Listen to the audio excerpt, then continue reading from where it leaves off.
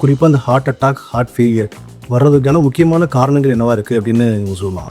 சர்க்கரை வியாதி நம்ம இதய நோய்க்கு பெரிய காரணமாக நம்ம ஊரில் இருக்குது. ஜப்பனீஸோட கம்பேர் பண்ணுறோன்னா நம்மளுக்கு 5 மடங்கு ஹார்ட் ப்ராப்ளம் சான்சஸ் அதிகம். இந்த மரபியல் சார்ந்த பிரச்சனைகளில் இந்த கொலஸ்ட்ரால் பிரச்சனை ஒரு மெயின் பிரச்சனை. சரி சார், கொலஸ்ட்ராலில் கண்ட்ரோல் பண்ணுறதுக்கான வேக்சின் அவைலபிளாக இருக்குன்னா இதை எல்லாருமே போட்டுக்கலாமா சார்? அந்த எல்டிஎல் பேட் கொலஸ்ட்ரால் 190க்கு மேலே இருந்தால், இந்த டயபெட்டிஸ் இருக்கக்கூடியவங்க ஹார்ட் சம்பந்தமாக என்ன புரிஞ்சுக்கணும், இந்த டயபெட்டிஸ்னால ஹார்ட்டுக்கு எதுவும் பாதிப்புகள் இருக்குதா, இந்த பிரச்சனைகள் வராமல் இருக்க அவங்க என்ன செய்யணும் சார்? பிரெயினுக்கு போகிறது, கிட்னிக்கு போகிறது, காலுக்கு போகிற எல்லா நரம்புலையும் இந்த கொழுப்பு டெபாசிஷன் ஆகிறதுக்கு மேஜர் காரணமே சர்க்கரை வியாதி. ஸோ கொலஸ்ட்ரால் நாங்கள் புரிஞ்சுக்கிறோம், போய் ரத்த குழாய்களில் போய் ஏதாவது ஒரு அடைப்பு உருவாக்குறதுக்கான வாய்ப்புகள் இருக்குதுங்க. ஆனால் இந்த சர்க்கரை வியாதி எப்படி சார் இந்த பிளாக்கேஜுக்கு கான்ட்ரிபியூட் பண்ணுது?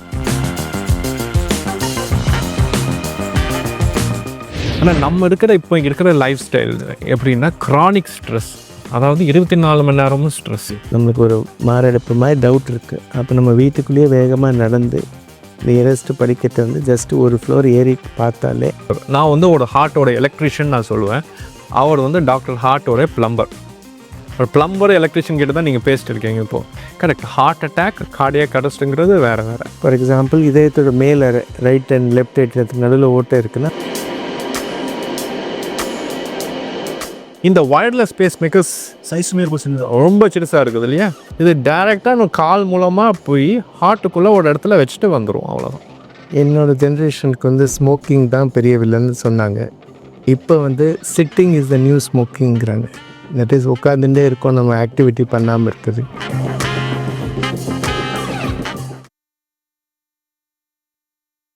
டாக்டர் ட்ரில் சேனல் வியூஸ் எல்லாரும் வணக்கம். நான் வில்சன். நம்ம டாக்டர் ட்ரில் சேனலில் மக்கள் எதிர்கொண்டிருக்கக்கூடிய முக்கியமான உடல்நல பிரச்சனைகள், அதற்கான தீர்வுகள் பற்றி நிறைய பேசிட்டு வர்றோம். மக்களுக்கான உபயோகமான தகவல்களை நாங்களே நேரடியாக டாக்டர் சந்தித்து கேள்விகள் உங்கள் சார்பாக வைத்து நிறைய நல்ல தகவல் கொடுத்துருக்கோம். எல்லோரும் அப்ரிஷியேட் பண்ணிகிட்டு இருக்கீங்க, ரொம்ப ரொம்ப நன்றி. இந்த வீடியோவே ரொம்ப ரொம்ப முக்கியமான ஒரு விஷயத்தை பற்றி பேச போகிறோம். சமீப காலமாக பார்த்திங்கன்னா தமிழ்நாட்டில் கூட நிறைய பேர் ஹார்ட் ரிலேட்டட் பிரச்சனைகள், ஹார்ட் அட்டாக், அது தவிர மற்ற ஹார்ட் ஃபெயிலியர்லையும் நிறைய பேர் இறக்கிறதாக நிறைய பேர் அதனால் மருத்துவம் பார்த்துட்டு இருக்கிற நிறைய கேள்விப்படுறோம். நம்ம சுற்றி இருக்கக்கூடிய மக்களே, நண்பர்கள், ஃபேமிலியே இந்த மாதிரி பிரச்சனைகள் நிறைய இருந்துகிட்டு இருக்குது. இது சம்பந்தமாக மக்களுக்கு இருக்கக்கூடிய கேள்விகள், நிறைய முக்கியமான கேள்விகளை தான் நான் அந்த வீடியோவில் வைக்க போகிறேன். பொதுவாக நம்ம சேனலில் ஏதாவது ஒரு டாக்டரை நான் உட்காந்து இன்டர்வியூ பண்ணுறதை பார்த்துருப்பீங்க. இன்றைக்கி 2 கார்டியாலஜிஸ்ட் நம்ம கூட இருக்கிறாங்க இந்த வீடியோவில். அதனால் உங்களுக்கு டபுள் இன்ஃபர்மேஷன் இருக்குது. அதனால் இந்த வீடியோ மிஸ் பண்ணாமல் கடைசி வரைக்கும் பாருங்கள். ஒருவேளை நீங்கள் எங்கள் சேனலை இது வரைக்கும் சப்ஸ்கிரைப் பண்ணாமல் இருந்தீங்க அப்படின்னா இந்த வீடியோ பார்க்கும்பொழுது சேனலை கண்டிப்பாக சப்ஸ்கிரைப் பண்ணி பக்கத்தில் கூடிய பெல் பட்டனை கிளிக் பண்ணி ஆல் ஆப்ஷன் செலக்ட் பண்ணிக்கோங்க. இந்த சேனலில் இன்டர்வியூ தரணும் அப்படின்னு நினைக்கக்கூடிய மருத்துவர்களும் என்னுடைய வாட்ஸ்அப் நம்பரை நீங்கள் தொடர்பு கொள்ளலாம். சார் வணக்கம் சார். சார், நம்ம சேனல் வியூவர்ஸ்க்காக நீங்கள் 2 பேரும் ஒரு சின்ன இன்ட்ரோடக்ஷன், நீங்கள் யார், எந்த மாதிரி ப்ராக்டிஸ் பண்ணிகிட்டு இருக்கீங்க அப்படின்னு சொல்லிடலாம் சார். Good evening. நான் ப்ரொஃபஸர் பி மனோகர். நான் senior consultant cardiologist, Kauvery hospital வடபழனியில் இருக்கேன். நான் ஹார்ட் ஃபெயிலியர் அண்ட் டிரான்ஸ்பிளான்ட் ப்ரோக்ராமோட கிளினிக்கல் லீடாக ஒர்க் பண்ணிட்டுருக்கேன். லாஸ்ட்டு 20 இயர்ஸாக ஹார்ட் ஃபெயிலியர் அண்ட் டிரான்ஸ்பிளான்ட் ஃபீல்டில் ஒர்க் பண்ணிட்டுருக்கேன். We head a team of cardiologist at Kauvery hospital Vadapalani. எல்லா ஆஸ்பெக்ட்ஸ் ஆஃப் கார்டியாலஜியும் கவர் பண்ணி we are trying to offer the whole gamut of services Kauvery hospital Vadapalani. Sir வணக்கம். நான் doctor Deepchandraraja, senior consultant cardiologist and clinical lead of cardiac electrophysiology, Kauvery hospital. Sir, இப்போ நான் ஒரு முக்கியமான ஒரு கேள்வியிலேருந்து ஆரம்பிக்கலாம் அப்படின்னு பார்க்குறேன். குறிப்பாக அந்த ஹார்ட் அட்டாக், ஹார்ட் ஃபெயிலியர் வர்றதுக்கான முக்கியமான காரணங்கள் என்னவா இருக்குது அப்படின்னு சொல்லலாம் sir.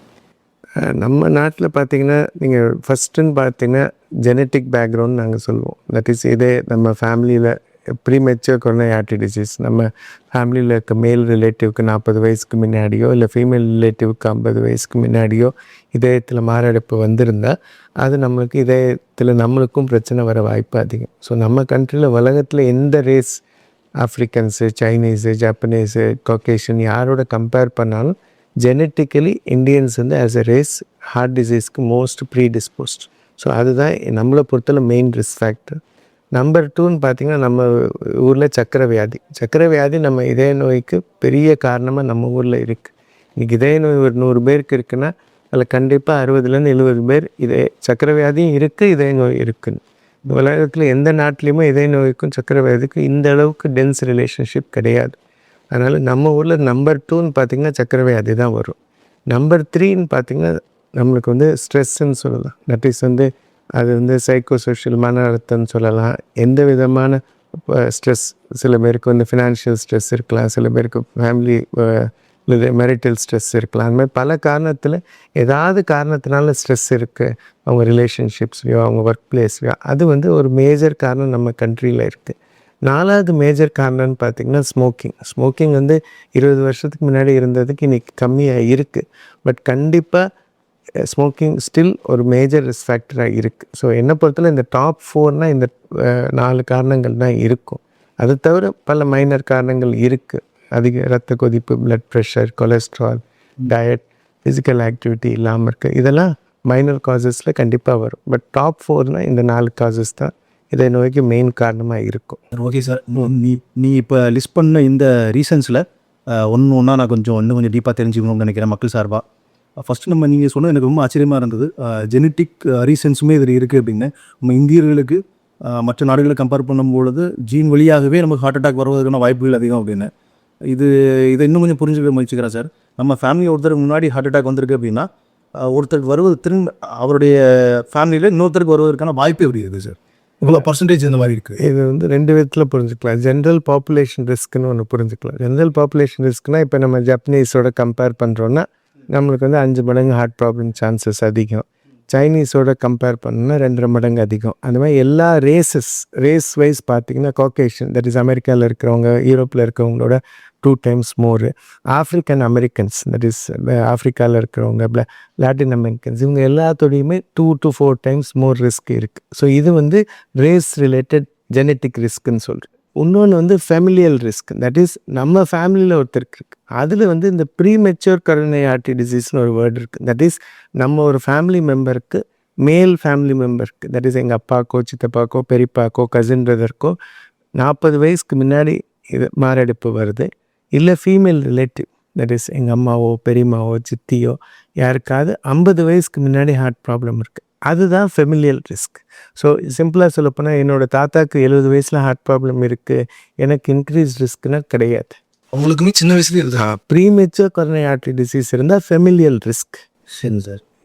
As a race, as a ஒரு கண்ட்ரின்னு பார்த்தீங்கன்னா south Asians, that is India, Pakistan, Bangladesh, Sri Lanka, நம்ம எல்லாரும் உலகத்திலேயே ஹையஸ்ட் ரிஸ்க் ரேஸாக இருக்கும்.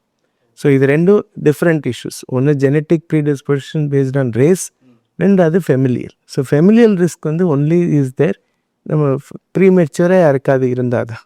யாருக்காவது 60 வயசில் இருக்கா, 70 வயசில் இருக்குன்னா நம்மளோட ரிஸ்க்கை அவ்வளோ அதிகப்படுத்துறது இல்லை. அது சரி சார். ஃபேமிலியில் அந்த மாதிரி ஒன்று ஒரு ரிஸ்க் இருந்தால் கூட நீங்கள் ஹார்ட் ப்ராப்ளம்ஸ்னு சொல்கிறதுல ஸ்பெசிஃபிக்காக அண்டர்ஸ்டாண்ட் பண்ண ட்ரை பண்ணலன்னா அதிகமாக வகையில் தெரிஞ்சு வந்து கொழுப்பு வந்து ரத்த குழாய்களில் படிந்து அதனால் அட்டாக் வரதானே சார்? நீங்கள் சொல்கிறதும் அதுதானா, இல்லை மற்ற பிரச்சனைகள் ஹார்ட் ஃபெயிலியர் இல்லை பால்பிட்டேஷன் அதெல்லாம் தனி பிரச்சனை. இதை நான் சொல்கிறது மெயினாக நீங்கள் சொல்கிற கொழுப்பு, இதே நோய் கொரோனரி ஆர்டரி டிசீஸ்ன்னு சொல்கிறோம், ரத்த குழாயில் அடைப்பு, இதுதான் உலகத்தோட பிக்கெஸ்ட் கில்லர். ஸோ அதுபடி பார்த்திங்கன்னா இதுக்கு மெயின் காரணம் இது genetic reason, one of the major 4 risk ஃபேக்டர்ஸில் மேஜராக இருக்கும். சார் சொன்ன மாதிரி இந்த மரபியல் சார்ந்த பிரச்சனைகளில் இந்த கொலஸ்ட்ரால் பிரச்சனை ஒரு மெயின் பிரச்சனை. எங்களுக்கு தெரிஞ்ச ஒரு பேஷண்ட்டு, அவங்களுக்கு 3 அண்ணன் தம்பிங்க, முதல் 2 பேருக்குமே பைபாஸ் சர்ஜரி பண்ணிட்டாங்க.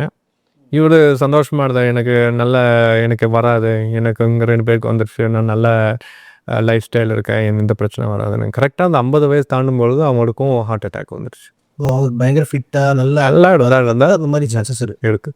ஸோ அவருக்கும் கடைசியில் ஹார்ட் அட்டாக் வந்து கடைசியில் அவருக்கும் நிறைய பிளாக்கேஜஸ் ஹார்ட்டில், அவருக்கும் பைபாஸ் சர்ஜரி பண்ண வேண்டியது. கடைசியில் அந்த ஃபேமிலியில் 3 பேருக்குமே பைபாஸ் சர்ஜரி. ஸோ இதுதான் சார் சொல்கிறது இந்த ஃபெமிலியல் கொலஸ்ட்ரால் பிரச்சனை. அது வந்து அவர் இவ்வளோதான் ஆக்டிவாக இருந்தாலும் அந்த கொலஸ்ட்ரால் அவருக்கு அந்த ஜெனட்டிக்ஸ் மூலமாக ஒரு மியூட்டேஷன்ஸ்னால அவங்க ஃபேமிலியில் அதிகமாகவே இருக்குது. இதெல்லாம் இந்த ஸ்க்ரீனிங் டெஸ்ட் மூலமாக பண்ணி தெரிஞ்சுக்கலாம். எங்களுக்கு இந்த ரிஸ்க் இருக்குது, இல்லை எங்கள் ஃபேமிலியில் இந்த பிரச்சனை இருக்குது. ஸோ ஃபேமிலியில் யாருக்காவது அந்த 50-60 வயசுக்குள்ளேயே ஹார்ட் சர்ஜரி இல்லை இந்த ஸ்டென்டிங் எல்லாம் பண்ணியிருக்காங்கன்னா அவங்க சார்ந்த அந்த அண்ணன் தம்பிகள் இல்லை லேடிஸ் எல்லாருமே அவங்க டெஸ்ட் பண்ணிக்கிறோம். Okay sir. இந்த மாதிரியான அவேர்னஸ் தான் நான் மக்களுக்கு க்ரியேட் பண்ணுவாங்க நினைக்கிறேன். ஸோ வந்து நம்மளோட முந்தின தலைமுறையில் யாருக்காவது 40-50 வயதுக்கு கீழே ஹார்ட் அட்டாக்கு, ஹார்ட் ரிலேட்டட் பிரச்சனை வந்திருந்தால் இவங்க சோதனை செஞ்சுக்கணும். கரெக்ட். அதுக்கு சொல்யூஷன்ஸ் இருக்கா சார்? அந்த மாதிரி பண்ணி செக் பண்ணி ப்ராப்ளம்ஸ் இருக்குன்னா சால்வ் பண்ண முடியும். கண்டிப்பாக இன்றைக்கி வந்து கொலஸ்ட்ரால் வந்து ஒரு ரிஸ்க் ஃபேக்டராக நம்ம வந்து பெரிய ரிஸ்க் ஃபேக்டராக இருந்தும் நான் ஏன் அதை செகண்ட் லிஸ்ட்டில் சொன்னேன்னா இன்றைக்கி அதுக்கு ட்ரீட்மெண்ட் ரொம்ப எஃபெக்டிவாக இருக்குது. நம்மக்கிட்ட 1977 ஃபஸ்ட்டு கொலஸ்ட்ராலை குறைக்கிற மாத்திரையை கண்டுபிடிச்சாங்க. அதுக்கப்புறம் நிறைய மாடிஃபிகேஷன் பண்ணி இப்போ நம்மக்கிட்ட நல்ல டேப்லெட்ஸ் இருக்குது. இன்ஃபேக்ட் இப்போ சார் சொன்ன மாதிரி இப்போ புது டைப் ஆஃப் இன்ஜெக்ஷன் இருக்குது, வருஷத்துக்கு 2 தடவை போட்டுக்கிற மாதிரி. அதை நாங்கள் வந்து லிப்பிட் வேக்சின் சொல்லிக்கிறோம். தட் இஸ் தடுப்பூசி மாதிரி கொலஸ்ட்ரால் அதிகமாகாமல் இருக்கிறதுக்கு வருஷத்துக்கு 2 தடவை போட்டு கொலஸ்ட்ராலை கண்ட்ரோல் பண்ணி இந்த மாதிரி ஃபேமிலிஸ் யாருக்கு கொலஸ்ட்ரால்னால அதிகமாக இதை ஓரளவுக்கு நம்ம நல்லாவே கண்ட்ரோல் பண்ண முடியுது. 50 to 70% எந்த லெவல் கொலஸ்ட்ரால் இருக்கோ அதை குறைக்க முடியுது. ஸோ அது வந்து நம்மளுக்கு வந்து லாஸ்ட் 5 இயர்ஸில் இந்த மாதிரி டெவலப்மெண்ட்ஸ் வந்து கொலஸ்ட்ரால் ஆஸ் அ ரிஸ்க் ஃபேக்டரை மேனேஜ் பண்ணுறதுக்கு மெடிக்கலி கண்டிப்பாக முடியும். சரி சார், கொலஸ்ட்ராலில் கண்ட்ரோல் பண்ணுறதுக்கான வேக்சின் அவைலபிளாக இருக்குன்னா இதை எல்லாருமே போட்டுக்கலாமா சார்? இன்றைக்கி டேட்டில் அது வந்து ரெக்கமெண்ட் கிடையாது. யாருக்கு வந்து கொலஸ்ட்ரால் குறைக்கிறதுக்கு நிறைய மாத்திரைகள் இருக்குது. ஸோ அந்த மாதிரி சேஃப் மாத்திரைகள் இருக்கிறச்ச நம்ம ஃபஸ்ட்டு ப்ரிஃபரன்ஸ் மாத்திரைகளுக்கு தான் கொடுப்போம். இன்றைக்கி டேட்டில் யாருக்கு கொலஸ்ட்ரால் மாத்திரையெல்லாம் கொடுத்தும் கொலஸ்ட்ரால் கண்ட்ரோலாக இல்லை, அதிகமாக இருக்குது, ப்ளஸ் இந்த மாதிரி ஃபேமிலியில் அடிக்கடி ஹார்ட் ப்ராப்ளம் வருது, அவங்களுக்கு தான் இன்றைக்கி டேட்டில் வேக்சின் ரெக்கமெண்ட். நாட் காமன் மேனுக்கு வந்து ரெக்கமெண்டட் கிடையாது. யாருக்கு ஹை கொலஸ்ட்ரால் இருக்குது, நம்ம கொலஸ்ட்ரால் மாத்திரை கொடுக்குறோம், அவங்க டாலரேட் பண்ணலை, இல்லை அவங்களுக்கு அந்த ஃபுல் டோஸ் போட்டும் கொலஸ்ட்ரால் குறையலை, அந்த சப்செட் ஆஃப் பீப்புளுக்கு இன்றைக்கி ரெக்கமெண்டேஷன் இருக்குது. ஃப்யூச்சரில் மேபி காமன் பப்ளிக்லேயே ரெக்கமெண்டேஷன் இருக்கலாம். பட் இன்றைக்கி டேட்டில் ரெக்கமெண்டேஷன் ஒன்லி யாருக்கு வந்து கொலஸ்ட்ரால் கோல் நம்ம அச்சீவ் பண்ண முடியலையோ, இல்லை அச்சீவ் பண்ண முடியாது பிரச்சனை சைடு எஃபெக்ட்ஸ் நிறையா இருக்குது, டாலரேட் பண்ணல, அந்த மாதிரி சப்செட் ஆஃப் பீப்புளுக்கு தான் இந்த மாதிரி ஸ்பெஷலைஸ்டு. ஏன்னா இது எக்ஸ்பென்சிவாக இருக்கிறதுனால ஸ்பெஷலைஸ்டு சுச்சுவேஷனில் மட்டும்தான் ரெக்கமெண்ட் பண்ணுறோம். ஸோ இந்த கொலஸ்ட்ரால் டெஸ்ட்டெல்லாம் எடுப்பாங்க இல்லையா, அதில் எல்லாருமே கேட்பாங்க இவ்வளோ டெஸ்ட் இருக்குல்ல, 5-6 டெஸ்ட்டு வருது, இதில் எது சார் முக்கியம்ன்ட்டு. டோட்டல் கொலஸ்ட்ரால், ட்ரைக்ளிசரைட்ஸ், அப்புறம் ஹெச்டிஎல், எல்டிஎல்னு ஒரு கொஞ்சம் கன்ஃபியூசிங்காக இருக்கும் அந்த ரிப்போர்ட்டை பார்த்தா. அண்டர்ஸ்டாண்ட் பண்ணி ட்ரை பண்ணுறான். ஸோ நம்ம டாக்டர் சிம்பிளாக சொல்கிறது, நாங்கள் ஃபாலோ பண்ணுறது சிம்பிளாக ஒன்று தான். அதில் எல்டிஎல் அதாவது பேட் கொலஸ்ட்ரால், அது இது சில பிளட் டெஸ்ட்டில் வந்து அதை கால்குலேட் பண்ணி கரெக்டாக அதை மெஷர்மெண்ட் பண்ணுவாங்க எவ்வளோ இருக்குன்ட்டு. அது வந்து கிளியராக நமக்கு வந்து கைட்லைன்ஸ் இருக்குது, வேர்ல்டு ஓவர் கைட்லைன்ஸ் என்ன சொல்கிறதுனா, அந்த எல்டிஎல் பேட் கொலஸ்ட்ரால் 190க்கு மேலே இருந்தால் அதை வந்து அவங்க கட்டாயம் கொலஸ்ட்ரால் மாத்திரை அல்லது இன்ஜெக்ஷன் அந்த மாதிரி ஏதோ ஒன்று எடுத்துக்கணும். இல்லைன்னா ஹார்ட்டில் போய் பிளாக் ஆகிறதுக்கான வாய்ப்பு. ஹார்ட் மட்டும் கிடையாது, பிரெயினுக்கு போய் ஸ்ட்ரோக் வரலாம், கிட்னியில் போய் கிட்னி பிரச்சனைகள் வரலாம், காலில் போய் காலுக்கான பிரச்சனைகளும் வரலாம். அதாவது சில பேருக்கு பார்த்துருக்கீங்களா, கால் எடுக்க வேண்டிய அவசியமெல்லாம் இருக்குது இல்லையா. ஸோ அங்கே போய் காலில் இருக்கிற ரத்த குழாயிலெல்லாம் இதில் போய் பதிஞ்சால் அந்த மாதிரி கேங்க்ரீன் அந்த மாதிரி வர்றதுக்கான வாய்ப்புகள் இருக்குது. ஸோ அந்த எல்டிஎல் வந்து 190க்கு மேலே இருந்தால் அதை வந்து குறைக்க வேண்டியது ரொம்ப அவசியம். அது வந்து டயட் அல்ல இதனால பண்ணுறது ரொம்ப கஷ்டம். அது வந்து மரபியல் சார்ந்த பிரச்சனை தான் அதெல்லாம். அது வந்து மருந்து மாத்திரை அல்லது இன்ஜெக்ஷன் வச்சு தான் அதை குறைக்க முடியும். சரி சார், இதில் நிறைய இன்ஃபர்மேஷன் தெரிஞ்சுக்கிட்டே வரைக்குமே அடுத்து சக்கரை நோய் பற்றி பேசலாம்னு நினைக்கிறேன் சார். இப்போ டயபெட்டிஸ் வந்து பார்த்திங்கன்னா நிறைய பேருக்கு இருக்குது. எல்லார் வீட்லேயுமே ஒருத்தருக்கு 2 பேருக்கு இருக்கிற மாதிரி ஆயிடுச்சு. என்னோடய ஃப்ரெண்ட்ஸு கூட 30+ இருக்கிறவங்களுக்கு கூட நிறைய பேருக்கு டயபெட்டிஸ் வந்துருச்சு. இந்த வீடியோவில் நம்ம வந்து ஒரு இன்ஃபர்மேஷன் மக்கள் கன்வே பண்ணணும்னு நினைக்கிறேன். இந்த டயபெட்டிஸ் இருக்கக்கூடியவங்க ஹார்ட் சம்பந்தமாக என்ன புரிஞ்சுக்கணும், இந்த டயபெட்டிஸ்னால ஹார்ட்டுக்கு எதுவும் பாதிப்புகள் இருக்குதா, இந்த பிரச்சனைகள் வராமல் இருக்க அவங்க என்ன செய்யணும் சார்? சக்கரை வியாதி இருக்கிறது வந்து இதய நோய்க்கு என்னை பொறுத்தவரை ஃபஸ்ட்டோ செகண்டோ மேஜர் ரிஸ்க் ஃபேக்டர் அதுதான். அதை நம்ம புரிஞ்சுக்கணுன்னா, ஒரு சக்கரை வியாதி ஒரு ஜென்ஸுக்கு இருக்குது, ஒருத்தருக்கு இல்லை. 2 பேரையும் கம்பேர் பண்ணிங்கன்னா சக்கரை வியாதி உள்ள ஜென்ஸுக்கு இதய நோய் வர வாய்ப்பு 3 மடங்கு அதிகம். 3 மடங்கு. அதே சமயத்தில் ஒரு லேடிஸ்க்கு சக்கரை வியாதி இருக்குது, இன்னொரு லேடிக்கு இல்லை. 2 பேரையும் கம்பேர் பண்ணிங்கன்னா சக்கரை வியாதி உள்ள லேடிக்கு இதய நோய் வர வாய்ப்பு 7 மடங்கு ஜாஸ்தி. சிம்பிளாக சொல்லப்போனால் சக்கரை வியாதி எல்லாருக்குமே ரிஸ்க்கு. ஆனால் லேடிஸ்க்கு சக்கரை வியாதி இருக்கிறது கம்பேரிட்டிவ்லி பார்த்திங்கன்னா அவங்களுக்கு அந்த ரிஸ்க்கு இன்னும் இன்க்ரீஸ் பண்ணுது. சக்கரை வியாதி இருக்கிறனால இதய நோய் வர வாய்ப்பு, இதயத்தில் பிரச்சனை வர வாய்ப்பு, சார் சொன்ன மாதிரி எல்லா ஆர்கன்ஸ், பிரெயினுக்கு போகிறது, கிட்னிக்கு போகிறது, காலுக்கு போகிற எல்லா நரம்புலையும் இந்த கொழுப்பு டெபாசிஷன் ஆகிறதுக்கு மேஜர் காரணமே சக்கரை வியாதி. ஸோ ஹார்ட் டிசீஸில் சக்கரை வியாதியை நீங்கள் எடுத்துட்டிங்கன்னா 70% ஹார்ட் டிசீஸ் இன்றைக்கி இருக்காது, 50% கிட்னி டிசீஸ் இருக்காது, 57% ஸ்ட்ரோக் இருக்காது. தட் மீன்ஸ் இந்த எல்லா டிசீஸ்லேயுமே மேஜர் வில்லன், மேஜர் கான்ட்ரிபியூட்டர்னால் சர்க்கரை வியாதி. இல்லை என்ன பிரச்சனைனா சர்க்கரை வியாதிக்கும் இதய நோய்க்கும் இந்த ரிலேஷன்ஷிப் வந்து டிப் ஆஃப் த ஐஸ்பர்க்னு சொல்லுவோம். தட் இஸ் நம்ம கண்ணுக்கு முன்னாடி தெரிகிறதோட உள்ளே இருக்கிற பிரச்சனை பெருசாக இருக்குது அப்படின்னு. அதனால் சர்க்கரை வியாதி உள்ளவங்களுக்கு மற்ற பேஷண்ட்ஸோட கம்பேரிசனில் சிம்டம்ஸ் கம்மியாக இருக்கும். அவங்களுக்கு சைலண்ட் ஹார்ட் அட்டாக்ஸ் இருக்கலாம், பேஷண்ட்டுக்கே அறியாமல் ஹார்ட்டில் டேமேஜ் ஆகிடலாம், பேஷண்ட்டுக்கு ஒன்றுமே தெரியாது, ரிலேட்டிவ்ஸ்க்கு தெரியாது, டாக்டர்ஸ்க்கு தெரியாது. ஆனால் ஒரு 5 வருஷம் கழித்து ஹார்ட் ரொம்ப வீக் ஆகிடுச்சு. ஏன் ஆகிடுச்சுன்னா சர்க்கரை வியாதி இருந்தனால அப்படிங்கிற வாய்ப்பு உண்டு. அதனால் சர்க்கரை வியாதி வந்து ஹார்ட் டிசீஸோட சைலண்ட் வில்லன். தட் இஸ் பேஷண்ட்டுக்கு தொந்தரவு கொடுக்காம பாதிப்பு கொண்டு வர்றது சர்க்கரை வியாதி தான் மேக்ஸிமம். ஸோ அதனால் சர்க்கரை வியாதி இருக்குனாலே இதய நோய் ஈக்குவலண்ட்டுன்னு சொல்லுவாங்க. ஸோ என்னோட ஒரு டீச்சர் சொல்லுவார், டயபெட்டிஸ் வந்து ஹார்ட் டிசீஸோட பயோமார்க்கர்னு சொல்லுவாங்க. தட் இஸ் இதயத்தில் நோய் இருக்குங்கிறத பயோமார்க்கரே டயபெட்டிஸ். ஸோ அது மாதிரி சர்க்கரை வியாதி இருக்கிறதே ஹார்ட் டிசீஸோட ரிஸ்க்கை இன்க்ரீஸ் பண்ணுது. அதை பிக்கப் பண்ணுற சான்சஸ் கம்மி, ஏன்னா ஒளிமறைவாக இருக்கும். And more importantly treatment outcomes நல்லா இருக்குது. தட் இஸ் இப்போ நம்ம ஒருத்தருக்கு ஆஞ்சியோபிளாஸ்டி பண்ணுறோம், பைபாஸ் பண்ணுறோம், இந்த எல்லா ட்ரீட்மெண்ட்டுமே சர்க்கரை வியாதி உள்ள பேஷண்ட்க்கு ட்ரீட்மெண்ட் பண்ணதுக்கப்புறம் ரிசல்ட்ஸ் அவ்வளோ நல்லா இருக்கு இருக்காது. ஸோ அந்த விதத்துலேயும் அவங்களுக்கு திருப்பி திருப்பி பிரச்சனை வர வாய்ப்பு அதிகம். So recurrent coronary artery disease events வருதுன்னா அதுக்கும் சர்க்கரை வியாதி காரணம். ஸோ ஈவன் ஒரு பைபாஸ் சர்ஜரி பண்ணி ஒரு 10 வருஷத்தில் ஃபெயில் ஆகுதுன்னா சுகர் உள்ள பேஷண்ட்டுக்கு 5-6 வருஷத்துலேயே ஃபெயில் ஆகிற வாய்ப்பு அதிகம். ஸோ இன் ஜென்ரல் எங்களோட ப்ரைமரி ரிஸ்க்குன்னு பார்த்திங்கன்னா எப்பயுமே சர்க்கரை வியாதி தான். ஜெனட்டிக்காவது நம்மளால் எதுவும் பண்ண முடியாது, பட் எங்களால் கரெக்ட் பண்ண முடிகிற, கண்ட்ரோல் பண்ண முடிய மேஜர் ரிஸ்க் ஃபேக்டர்னு பார்த்திங்கன்னா சுகர் டிசீஸ். சரி சார், கொலஸ்ட்ரால் வந்து மக்களுக்கு எல்லாருமே ஒரு கொழுப்பு அப்படிங்கக்கூடிய அண்டர்ஸ்டாண்டிங் இருக்குது. ஸோ கொலஸ்ட்ரால் நாங்கள் புரிஞ்சுக்கிறோம், போய் ரத்த குழாய்களில் போய் ஏதாவது ஒரு அடைப்பு உருவாதுக்கான வாய்ப்புகள் இருக்குதுன்னு. ஆனால் இந்த சர்க்கரை வியாதி வந்து எப்படி சார் இந்த பிளாக்கேஜுக்கு வந்து கான்ட்ரிபியூட் பண்ணுது? இது வந்து இது ஆக்சுவலாக நிறைய காரணங்கள் இருக்குது. நம்பர் 1 பார்த்திங்கன்னா சர்க்கரை வியாதி இருக்கிறனாலே கொழுப்பு டெபாசிஷன் அதிகமாக இருக்கும். ஸோ சுகர் இருக்கிறதே கொலஸ்ட்ராலுக்கு கான்ட்ரிபியூட் பண்ணும்.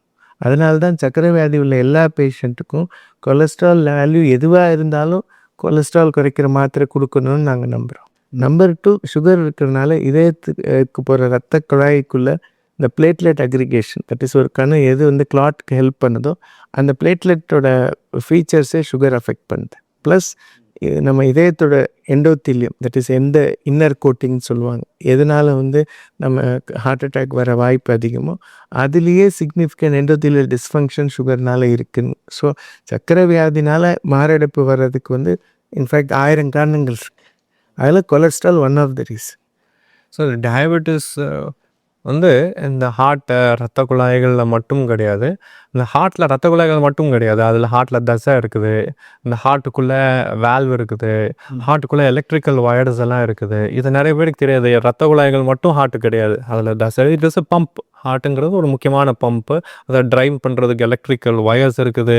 இந்த தசை பம்ப்பு நல்லா வேலை செய்யணும். இந்த சுகர் என்ன பண்ணுன்னா இந்த தசையும் போய் பாதிக்கும், இந்த எலக்ட்ரிக்கல் வயர்ஸையும் போய் பாதிக்கும். சில பேருக்கெல்லாம் பேஸ் மேக்கர்னு வைக்கிறோம் இல்லையா, அதெல்லாம் 70 வயசுக்கு மேலே வைக்கிறோம். ஆனால் டயபெட்டிக் பேஷண்ட்ஸ்க்கு 50 வயசுலேயே வைக்க வேண்டிய அவசியம் சில பேருக்கெல்லாம் வர்றதுக்கான வாய்ப்புகள் இருக்குது. அது ஏன்னா இந்த தசைகளை போய் பாதிக்கும், இந்த எலக்ட்ரிக்கல் வயரை போய் டேமேஜ் பண்ணிடும். அதனால தான் இந்த டயபெட்டிஸுங்கிறது ஒரு சீரியஸான பிரச்சனை. இது வந்து நான் ஹார்ட்டில் மட்டும் சொல்கிறேன். இந்த டயபெட்டிஸ் வந்து உடம்பு ஃபுல்லாக மற்ற உறுப்புகளையும் போய் பாதிச்சு. அதனால் இது ஒரு ஸ்லோ கேன்சர்னு சொல்லுவோம் இதை. ஸோ இதை வந்து கண்ட்ரோலில் வச்சுக்கிறது ரொம்ப அவசியம். டயபெட்டிஸ் வராமல் இருக்கிறது ரொம்ப அவசியம் ஃபஸ்ட்டு. அது மீறியும் வந்திருக்கு, டயபெட்டிஸ் இருக்குதுன்னு கண்டுபிடிச்சிட்டோம், அதை நமக்கு ஜெனட்டிக்கோ ஹெரிடிட்ரியோ வந்துருச்சுன்னா அது சுகரை ஸ்ட்ரிக்டாக கண்ட்ரோலில் வச்சுக்கிறது ரொம்ப அவசியம். நிறைய மக்களுக்கு இந்த புரிதல் தான் இல்லை. அதாவது சுகர் வந்திருக்கு, சுகர் இருக்குது, உங்களுக்கு லெவல் அதிகமாக இருக்குது அப்படின்னா அதை நம்ப தயாராக இல்லை எனக்கு சுகர் இருக்க வாய்ப்பு இல்லை அப்படிங்கிறது. அவங்க எனக்கு டயபெட்டிஸ் இருக்குங்கிற அண்டர்ஸ்டாண்டிங் வர்றதுக்கே சில வருடங்கள் எடுத்துக்கிறாங்க, மாத்திரை சாப்பிடணும் அப்படிங்கக்கூடிய இடத்துக்கு வர்றதுக்கு. அதுக்குள்ளே இந்த பாதிப்புகள் அதிகமாகுது. கரெக்ட் சார் சொன்ன ஒரு பாயிண்ட் ரொம்ப வேலிடான பாயிண்ட். சுகரும் கேன்சரையும் அவர் கம்பேர் பண்ணார். காமன் மேன் கிட்ட நீங்கள் கேன்சர் இருக்குதுன்னு சொன்னால் எல்லோரும் அலறுவாங்க, கரெக்டாக. சுகர் இருக்குதுன்னு சொன்னால் நீங்கள் சொன்ன மாதிரி யாரும் அலற மாட்டாங்க. ஆனால் நீங்கள் டாக்டர் பர்ஸ்பெக்டிவில் பார்த்தீங்கன்னா, இப்போ இன்றைக்கி ஒருத்தர் கேன்சர் இருக்குன்னா நாங்கள் என்ன நினைக்கிறோம், ஸ்டேஜ் 1, ஸ்டேஜ் 2, ஸ்டேஜ் 3 இந்த 3 இருக்கிற வரைக்கும் நாங்கள் பேஷண்ட்ஸ் கிட்ட என்ன சொல்கிறோம், இதை நம்ம க்யூர் பண்ணிடலாம், தட் இஸ் வேரோட உடம்புலேருந்து எடுத்து நீக்கிடலாம். க்யூர் பண்ணலாங்கிற வார்த்தையை அடிக்கடி யூஸ் பண்ணுறோம். ஸ்டேஜ் 4ல் இருக்க கேன்சர் பேஷண்ட்ஸ்க்கு தான் நம்ம என்ன சொல்கிறோம், இல்லைப்பா இது இனிமேல் க்யூர் பண்ணுறது கஷ்டம், நம்ம கண்ட்ரோல் பண்ணலாம், தட் இஸ் அழிக்க முடியாது அடக்கி வைக்கலாம் அப்படின்னு பேசுவோம்.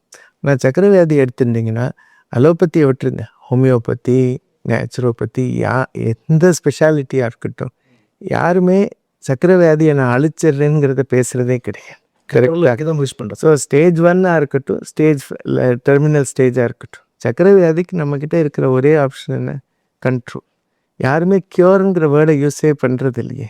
ஸோ அதுவே அவர் சொன்ன பாயிண்ட்டை ஹைலைட் பண்ணுது. ஸோ நீங்கள் க்யூராக கண்ட்ரோலான்னு பார்த்தீங்கன்னா எல்லாம் நம்ம க்யூருன்னு நினைக்கிறோம். சுகரில் அந்த கான்செப்டே இல்லையே, கண்ட்ரோல் தான் பாசிபிள். சக்கரை வியாதி ஏர்லி ஸ்டேஜில் இருந்ததுன்னா நம்ம வந்து டயட்டை மாடிஃபை பண்ணி ரெமிஷன்னு உண்டு, தட் இஸ் நம்ம சக்கரை வியாதி இல்லாமல் ஆயிடும். பட் அது வந்து ரொம்ப கம்மி percentage of people, maybe 1 to 5% people.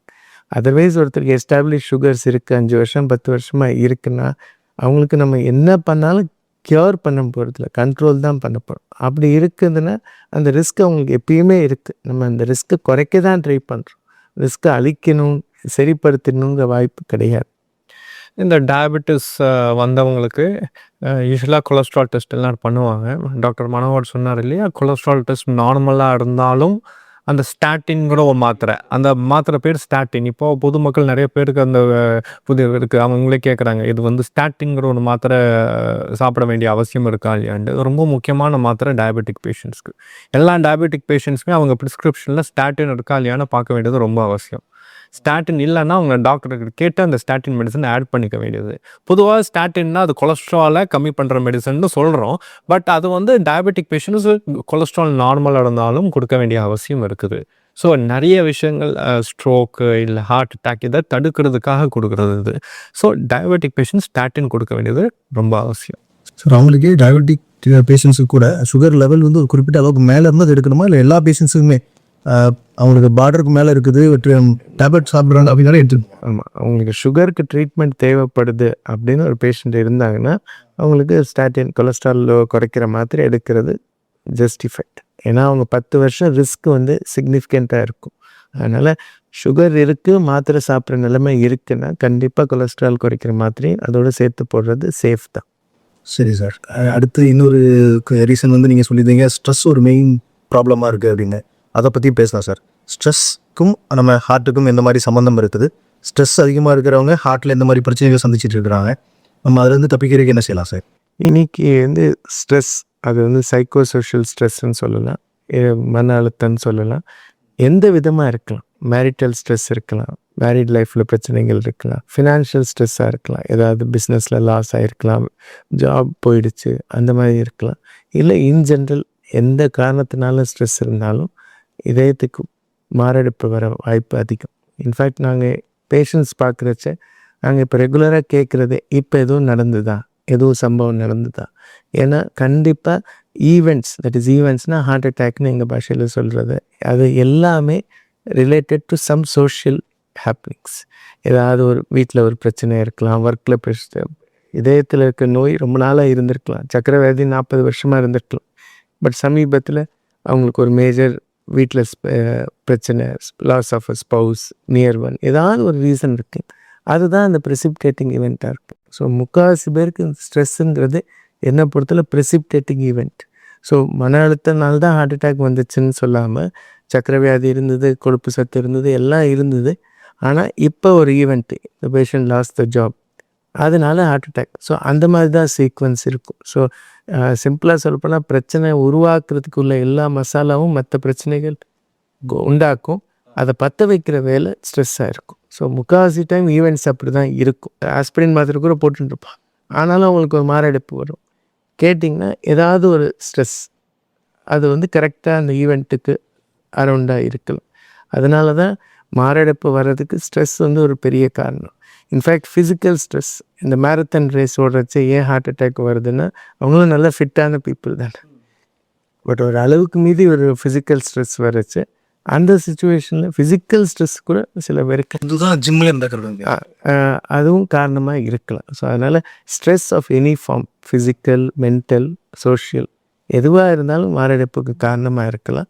In fact மாரடைப்பு உள்ள உங்களுக்கு அதனால தான் இன்றைக்கி வந்து சில ஸ்டடீஸில் அவங்களுக்கு வந்து கவுன்சிலிங் கொடுக்கணும், அவங்களுக்கு தேவைப்பட்ட டிப்ரெஷன் இல்லாமல் இருக்கிறதுக்கு மாத்திரை கொடுக்கணும். அந்த அளவுக்கு மாரடைப்புக்கும் ஸ்ட்ரெஸ்ஸுக்கும் சம்மந்தம் இருக்குங்கிறதுக்கு இன்றைக்கி ரோபஸ்ட் டேட்டா இருக்குது நம்மகிட்ட. இந்த ஸ்ட்ரெஸ்ஸுன்னு பார்த்தீங்கன்னா உடம்புல வந்து ஸ்ட்ரெஸ் ஹார்மோன்ஸ்னு இருக்குது. அட்ரினலின், நாரட்ரினலின், கார்டிசால், இந்த மாதிரி இதெல்லாம் ஸ்ட்ரெஸ் ஹார்மோன்ஸ். இதெல்லாம் எதுக்கு நம்ம உடம்புல இருக்குன்னா, ஏதாவது ஒரு ஃப்ளைட் அண்ட் ஃப்ரைட் ரெஸ்பான்ஸ்னு சொல்லுவோம். அது சின்ன வயசுலேயே ஸ்கூல்லேயே எல்லோரும் படிக்கிறாங்க இப்போல்லாம். அந்த மாதிரி ஏதாவது ஒரு ஸ்ட்ரெஸ்ஃபுல் சுச்சுவேஷன் வந்தால் அதுக்கு நம்ம உடம்பு ரெடியாக இருக்கணும், ஃபிசிக்கலாக நம்ம வந்து அதை ரியாக்ட் பண்ணுறதுக்கு. அதுக்கு தான் இந்த ஸ்ட்ரெஸ் ஹார்மோன்ஸுங்கிறது உடம்புல இருக்கிறது. ஆனால் நம்ம இப்போ இருக்கிற லைஃப் ஸ்டைல் எப்படின்னா க்ரானிக் ஸ்ட்ரெஸ், அதாவது 24 மணி நேரமும் ஸ்ட்ரெஸ்.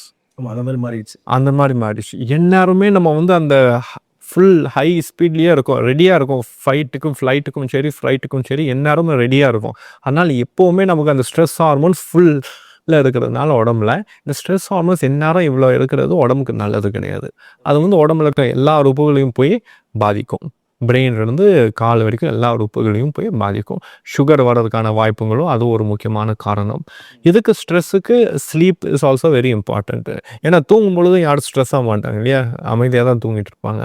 ஆனால் தூக்கம் கெடும்பொழுது அவங்களுக்கு நைட் ஷிஃப்ட் ஒர்க்கெல்லாம் பண்ணுறாங்க. அந்த நைட் ஷிஃப்ட் ஒர்க்குக்கும் அந்த டே டைமில் வந்து தூங்குறதுக்கும் நைட் தூங்குறதுக்கும் ரொம்ப வித்தியாசம் இருக்குது. ஸோ இதெல்லாமே தான் க்ரானிக் ஸ்ட்ரெஸ் உருவாகிறதுக்கான காரணம். சரி சார், இப்போ நீங்கள் சொன்ன மாதிரி தூக்கம்லாம் பார்த்தீங்கன்னா எனக்கு தெரிஞ்ச மக்கள் நிறைய பேர் இப்போது இளம் தலைமுறை மக்கள் வந்து நைட் 2 மணி 3 மணி தூங்குறது, காலையில் வரைக்கும் முழிச்சிட்டு இருந்துட்டு அப்புறம் பகலெல்லாம் தூங்குறது, இதெல்லாம் மொபைல் பார்த்துட்டே கூட அப்படிலாம் இருக்கிறாங்க. அவங்களுக்கு இந்த சீரியஸஸும் தெரியல இல்லையா?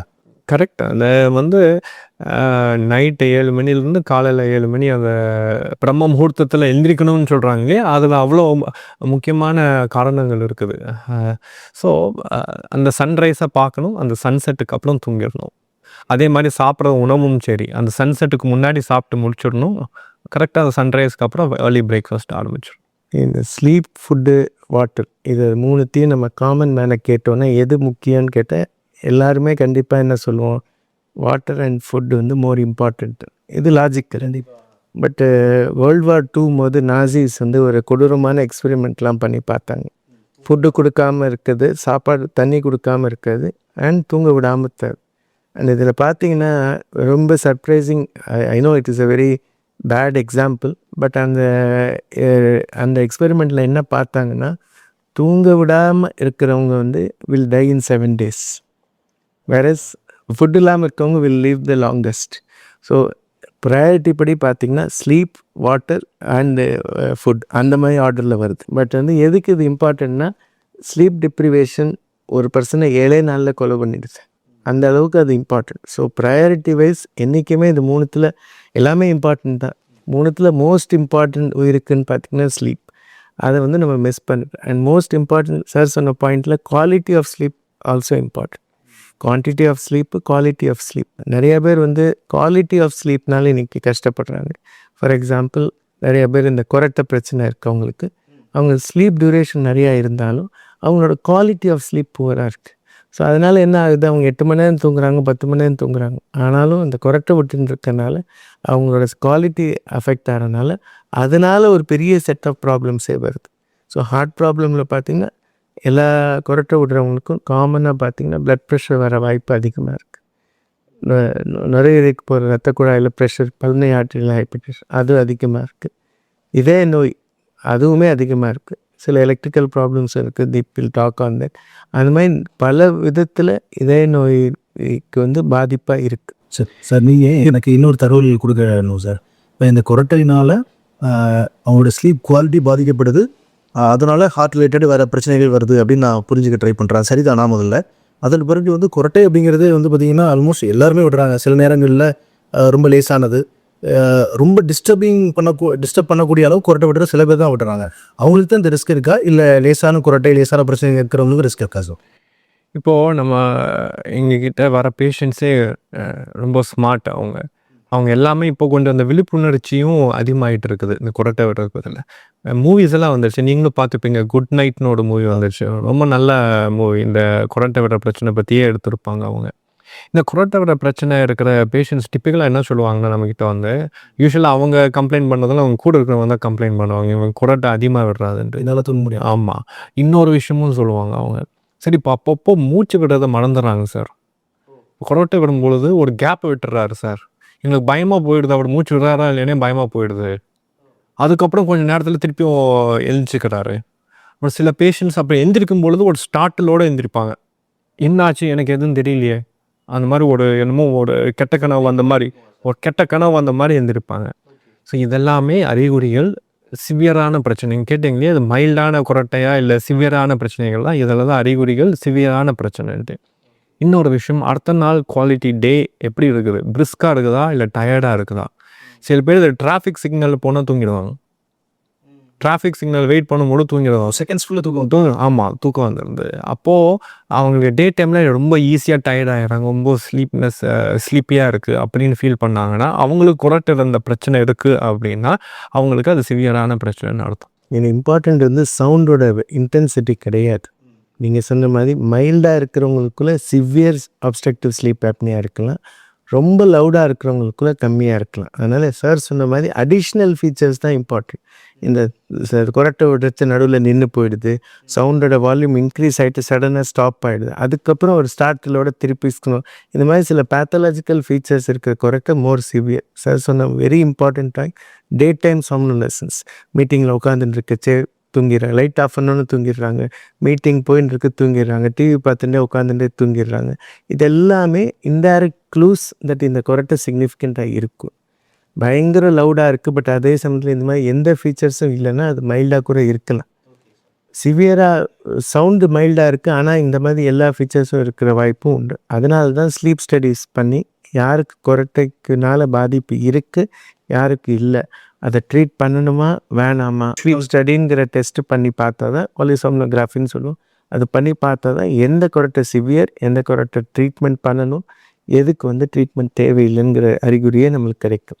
ஸ்லீப் மெடிசன் ஸ்பெஷலிஸ்டெல்லாம் இருக்காங்க, ஸ்லீப் மெடிசனுக்குன்னு தனியாக டாக்டரெல்லாம் இருக்காங்க. மோஸ்ட்லி லங் ஸ்பெஷலிஸ்ட்டாக இருப்பாங்க. அவங்க இந்த மாதிரி பிரச்சனை இருக்கவங்களும் ஃபஸ்ட்டு அவங்க ஹிஸ்ட்ரியில் எடுத்துகிட்டு அதுக்கு ஒரு 20 கொஷின்ஸ் இருக்குது, அதெல்லாம் பார்த்துட்டு உங்களுக்கு எவ்வளோ சிவியராக இந்த குரட்டை விட பிரச்சனை பாதிப்பு பண்ணியிருக்குது உங்களோட லைஃப்னு பார்த்துக்கிட்டு அதுக்கேற்ற மாதிரி லெவல் 1, லெவல் 2, லெவல் 3 ஸ்லீப் ஸ்டடின்னு 3 ஸ்லீப் ஸ்டடி இருக்குது. சில ஸ்லீப் ஸ்டடி ஹாஸ்பிட்டல் தான் பண்ணணும், சில ஸ்லீப் ஸ்டடி வீட்டிலே பண்ணிக்கலாம். அதெல்லாம் அவங்களே வீட்டிலே உங்களுக்கு ஆளுங்க அமுச்சு வச்சுருவாங்க, அங்கே வீட்டிலே பண்ணிக்கலாம் இந்த ஸ்லீப் ஸ்டடிஸ் எல்லாம். Super sir. உங்ககிட்ட இந்த பேசும்பொழுது நிறைய இன்ஃபர்மேஷன் புதுசாக கிடச்சிட்டே இருக்குது. குறிப்பாக இந்த ரீசன்ஸ் பற்றிலாம் பேசும்போது நிஜமாகவே மக்கள் தெரியாத நிறைய இன்ஃபர்மேஷன்ஸ் வர்ற மாதிரி எனக்கு தெரியுது சார். இது சம்மந்தமாக இன்னும் நிறைய நான் பேசுவோம். நம்ம டைமை கருத்தில் வச்சுட்டு அடுத்து வந்து ட்ரீட்மெண்ட் பற்றி கொஞ்சம் பேசலாம் அப்படின்னு நினைக்கிறேன் நான். பொதுவாக இப்போ வந்து மக்கள் வந்து ஹார்ட்டில் ஏதோ ஒரு பிரச்சனை இருக்குதுன்னு சந்தேகம் வந்தாலோ இல்லை ஒரு சோதனை பண்ணி ஹார்ட்டில் ஏதோ ஒரு பிளாக் இருக்குது, ஒரு பிரச்சனை இருக்குது அப்படின்னு நினச்சாலோ வந்து கூட ஹாஸ்பிட்டல் போகிறதுக்கு ஒரு ட்ரீட்மெண்ட் எடுத்துக்கிறதுக்கு ரொம்ப தயங்குறாங்க. இது உண்மையிலே எனக்கு இருக்குதா இல்லையா அப்படிங்கிற ஒரு சந்தேகம் சில பேருக்கு இன்னுமே இருக்குது. அப்புறம் நான் ஹாஸ்பிட்டல் போனால் அதுக்கு உடனே ஒரு பெரிய ப்ராசஸ்க்குள்ளே ஏதாவது போயிடுவோம், நிறைய செலவு பண்ண வேண்டியது வரும், அந்த மாதிரிலாம் கூட பயப்படுறாங்க. எனக்கு தெரிஞ்ச ஒருத்தர் பார்த்திங்கன்னா ரொம்ப ஃபிட்டாக இருந்தார். அவருக்கு ஒரு நாள் இந்த மாதிரி சிம்டம் இருந்து ஹாஸ்பிட்டல் போய் ஆஞ்சியோ பண்ணி ஸ்டென்ட் வச்சு நார்மல் லைஃபுக்கு வந்துட்டார். வந்த பிறகுமே அவருக்கு இன்னும் சந்தேகம் இருக்குது, எனக்கு வந்து இந்த பிரச்சனை இருந்துச்சா இல்லை சும்மா வச்சுட்டாங்களா அப்படிங்கிற மாதிரிலாம் மக்கள் பயந்துட்டு இருக்கிறாங்க. உங்கள் 2 பேரோட அனுபவத்தில் மக்கள் வந்து ஹார்ட் ரிலேட்டட் பிரச்சனைகளை எதிர்கொண்டு டெக்னாலஜி, சயின்ஸ், உங்களுடைய நம்ம டிவைசஸ், உங்களுடைய ட்ரீட்மெண்ட்ஸ் வந்து அவங்க லைஃப்பை எப்படி காப்பாற்றிருக்குது, இந்த ட்ரீட்மெண்ட்ஸோடைய முக்கியத்துவம் பற்றி மக்கள் புரிய வைங்க சார். இதே வந்து ஒரு இன்ஜின் மாதிரி யோசிச்சு பாருங்கள் சார். ஒரு இன்ஜினில் ஒரு ஃபால்ட் இருக்குன்னா நம்மளுக்கு எப்போ தெரியும், அந்த இன்ஜினை லோட் பண்ணால் ஓவர்லோட் பண்ணால் தெரியும் கரெக்டாக. ஸோ இப்போ எனக்கு ஒரு மாரடைப்பு மாதிரி எனக்கு டவுட் இருக்குது, இங்கே வலிக்குது, அது இதயத்தினால இருக்கலான்னு ஒரு சந்தேகம் இருக்குது, ஒரு பயம் இருக்குது அப்படின்னா நம்ம வேகமாக நடக்கிறோம், படிக்கட்டு ஏறுறோம், வெயிட்டை தூக்குறோன்னா அந்த தொந்தரவோ பிரச்சனையோ வேதனையோ வலியோ படபடப்போ அதிகமாக்கி. அப்படி ஆகலைன்னா அது இதய நோயினால் இருக்காதுங்கிற ஒரு இன்டைரக்ட் க்ளூ கரெக்டாக. அதே சமயத்தில் அதிகமாக ஆகுதுன்னா கண்டிப்பாக இதயத்தினால இருக்குங்கிற நம்ம அறிகுறி இருக்குது. ஸோ ஆனால் அதை ட்ரை பண்ணி பார்க்கலாமா சார்? இது அதுதான், அதுக்காக நம்ம ஓட சொல்லலை. நம்மளுக்கு ஒரு மாரடைப்பு மாதிரி டவுட் இருக்குது, அப்போ நம்ம வீட்டுக்குள்ளேயே வேகமாக நடந்து நியரஸ்ட் படிக்கட்டை வந்து ஜஸ்ட் ஒரு ஃப்ளோர் ஏறி பார்த்தாலே நம்மளுக்கு ஓரளவுக்கு க்ளூ கிடைக்கும். அப்படி அந்த வலியோ வேதனையோ எரிச்சலோ ஏப்பமோ எதுவோ அது அதிகமாகிற மாதிரி இருக்குன்னா மாரடைப்பு இருக்கிற வாய்ப்பு உண்டு.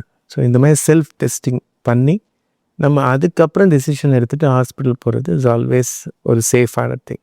ஒருத்தருக்கு மாரடைப்பு வந்திருக்கு, அதுக்கு நாங்கள் ஸ்டென்ட் வச்சுருக்கோம், அதுக்கப்புறம் திருப்பி மார்வலிக்குது, டவுட் இருக்குன்னா அந்த மாதிரி நேரத்தில் இந்த மாதிரி வேகமாக பிரிஸ்காக நடந்து டிஸ்கம்ஃபர்ட், அதனால தான் நான் பெயினுங்கிற வேர்டை கூட யூஸ் பண்ணல. டிஸ்கம்ஃபர்ட் தெரியுதா அப்படின்பா, நம்மளுக்கு அந்த டிஸ்கம்ஃபர்ட் இன்க்ரீஸ் ஆகுதா என்னன்னு, சுருக்குன்னு குத்துது, எரிச்சலாக இருக்குது, எந்த பிரச்சனையாக இருந்தாலும் இந்த டிஸ்கம்ஃபர்ட் அதிகமாகுதான்னு பார்த்தா ஹார்ட் டிசீஸை பற்றி நம்மளுக்கு ஓரளவுக்கு க்ளூ கிடைக்கும். அப்படி இருந்ததுன்னா கண்டிப்பாக மெடிக்கல் அட்டென்ஷன் எடுக்கிறது ஜஸ்டிஃபை. இங்கே ஆஸ் அ டாக்டர் பார்த்தீங்கன்னா நாங்கள் அந்த பேஷண்ட்ஸ் வந்து எல்லா காலகட்டத்துலேயும் பார்த்துருக்கோம்.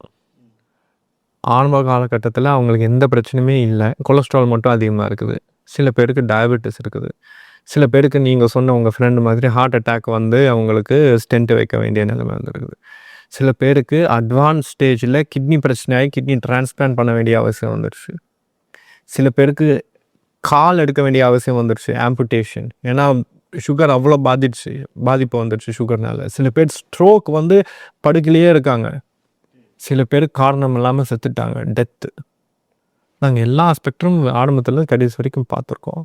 ஸோ இந்த ஆரம்ப கட்டத்தில் இருக்கிறவங்களுக்கு நாங்கள் சொல்கிற சில டெஸ்ட்டு, இந்த சோதனைகள் இதெல்லாம் எதுக்குன்னா, இங்கே இருக்கிறவங்க வந்து அது இயல்பு தான், அந்த டைமில் எனக்கு எந்த பிரச்சனையும் இல்லை, ஏன் இதெல்லாம் பண்ணுறாங்கன்ட்டு நினைக்கிறது. பட் வந்து அவங்க புரிஞ்சிக்க வேண்டியது வந்து வெளியில் எதுவுமே பிரச்சனை இல்லாமல் இருக்கலாம், உடம்புக்குள்ளே என்ன நடக்குதுன்னு அவங்க தெரிஞ்சுக்கணும் இல்லையா, அதுக்கு தான் அந்த சோதனைகள் எல்லாம் பண்ணுறது. அது பண்ணி அது டாக்டர் சொல்கிற மாதிரி அதுக்கு கரெக்டான மெடிசன்ஸ் எடுத்துட்டிங்கன்னா இந்த சுச்சுவேஷனை நம்ம ஃபேஸ் பண்ண தேவையில்லை, கடைசி கட்டத்தில் வர காம்ப்ளிகேஷன்ஸ். சரி சார். சார் நீங்கள் 2 பேரும் வந்து கார்டியாலஜிஸ்டாக இருந்தாலும் 2 பேரும் வேறு வேறு மாதிரியான ப்ராக்டிஸில் இருக்கீங்களா சார் இப்போ கரண்ட்லி?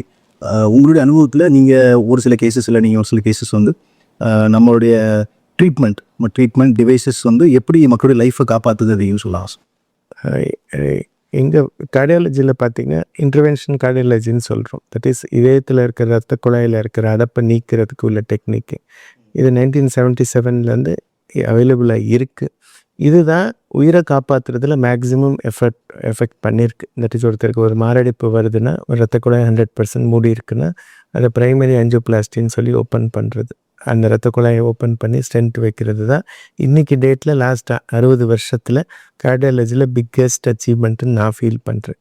ஸோ இந்த மாதிரி பேஷண்ட்ஸ்க்கு பைபாஸ் சர்ஜரி பண்ணாமல் இன்டர்வென்ஷன் மூலமாக சரி பண்ணுறது கார்டியாலஜியோட பெரிய அச்சீவ்மெண்ட்டு. செகண்ட் விஷயம் பார்த்திங்கன்னா, இன்றைக்கி ட்ரக்ஸ் நிறையா வந்திருக்கு ஹார்ட் பம்பிங்கை இம்ப்ரூவ் பண்ணி ஹார்ட் வீக்காக இருக்கிறவங்கள இம்ப்ரூவ் பண்ணுறதுக்கு. ஸோ இந்த லாஸ்ட் 30 இயர்ஸில் நான் பார்த்த பிக்கெஸ்ட் டெவலப்மெண்ட்ஸ் பார்த்திங்கன்னா மெடிசன்ஸ் ஹார்ட்டை எந்த சூழ்நிலையிலையும் சரிப்படுத்துறதுக்கு, பம்பிங்கை இம்ப்ரூவ் பண்ணுறதுக்கு 4 pillars of heart failure treatment சொல்கிறோம். அந்த மாதிரி 4 குரூப் ஆஃப் ட்ரக்ஸ் வந்து டெவலப் ஆகிருக்கு. So angioplasty and heart failure treatment, இது 2 தான் லாஸ்ட் 25-30 இயர்ஸோட கார்டியாலஜி ஃபீல்டில் என்னோட personal opinion biggest achievement in my field. Okay sir. அதாவது கார்டியாலஜின்னு பார்த்தீங்கன்னா ஒரு பெரிய ஃபீல்டு. கடந்த ஒரு 50-60 வருஷமாக எவ்வளோ டெவலப்மெண்ட்ஸ் இந்த ஃபீல்டில். இவ்வளோ டெவலப்மெண்ட்ஸ் வந்த பிறகு இதுக்குள்ளே சின்ன சின்ன துறைகள் வந்துடுச்சு. அது டாக்டர் இன்டர்வென்ஷனல் கார்டியாலஜிஸ்ட் சார் வந்து வேல்வ் ஸ்பெஷலிஸ்ட், அதை பற்றி அவர் சொல்லுவார் என்ன நடந்துட்டுருக்கு இந்த வேல்வ்ஸ் ஃபீல்டுன்ட்டு. கொரோனரி, அதாவது இந்த ரத்த குழாய்களில் பிரச்சனை வந்துட்டு இல்லையா, அதான் இத்தனை நேரம் நம்ம பேசிட்டு இருக்கோம். அதில் என்னெல்லாம் நிறைய அட்வான்ஸ்மெண்ட்ஸ் வந்துடுச்சு. சர்ஜரி இல்லாமல் அதை சரி பண்ணிக்கிறதுக்கு அட்வான்ஸ் சர்ஜரிஸ், ரோபோட்டிக் சர்ஜரிஸ், அந்த மாதிரி சின்ன சின்ன துறைகள். அதே மாதிரி பீடியாட்ரிக் கார்டியாலஜிங்கிறது ஒரு தனி துறை. அதே மாதிரி எலக்ட்ரோஃபிசியாலஜி, அதாவது ஹார்ட் எலக்ட்ரிக்கல் பிரச்சனைகள் பார்க்குறதுக்கு ஒரு தனி டாக்டர். நான் வந்து ஒரு ஹார்ட்டோட எலக்ட்ரிஷியன் நான் சொல்லுவேன். அவர் வந்து டாக்டர் ஹார்ட்டோட பிளம்பர். ஒரு பிளம்பர் எலக்ட்ரிஷியன் கிட்ட தான் நீங்கள் பேசிட்டு இருக்கீங்க இப்போது, சரிங்களா? ஸோ இந்த எலக்ட்ரிக்கல் பிரச்சனைகளுக்கு ஒரு தனித்துறை. அதில் வந்து ஹார்ட் ரேட், அதாவது எலக்ட்ரிக்கல் வயரில் பிரச்சனை, ஹார்ட் ரேட் எலக்ட்ரிக்கல் வயர்ஸ் ரொம்ப துண்டிக்கப்பட்ட ஹார்ட் ரேட் கம்மியாயிரும், அதுக்கு பிரச்சனைகள் பேஸ் மேக்கர் வைக்க வேண்டிய அவசியம் வரலாம். ஹார்ட் ரேட்டில் ஷார்ட் சர்க்யூட் வந்துச்சுன்னா எலக்ட்ரிக்கல் வயர்ஸில் ஹார்ட் ரேட் ரொம்ப அதிகமாகிடும். அதில் தான் ஏட்ரியல் ஃபிபிரிலேஷன், வென்ட்ரிகுலர் டாக்கிகார்டியான்னு சொல்லுவோம். இந்த பிரச்சனைகளுக்கான துறை தான் இந்த எலக்ட்ரோஃபிசியாலஜி. அந்த துறையில் நான் ஒரு ஸ்பெஷலிஸ்ட். அதனால தான் இந்த ஒவ்வொரு துறையிலையும் ஸ்பெஷலிஸ்ட் வந்துட்டாங்க இப்போல்லாம். ஹார்ட்டில் வரக்கூடிய பிளாக் சம்மந்தப்பட்ட பிரச்சனைகள் மக்களுக்கு ஈஸியாக புரியுது. இப்போ நீங்கள் டிஸ்கஸ் பண்ணுறது இன்னும் ஒரு விதமான பிரச்சனை இல்லையா சார்?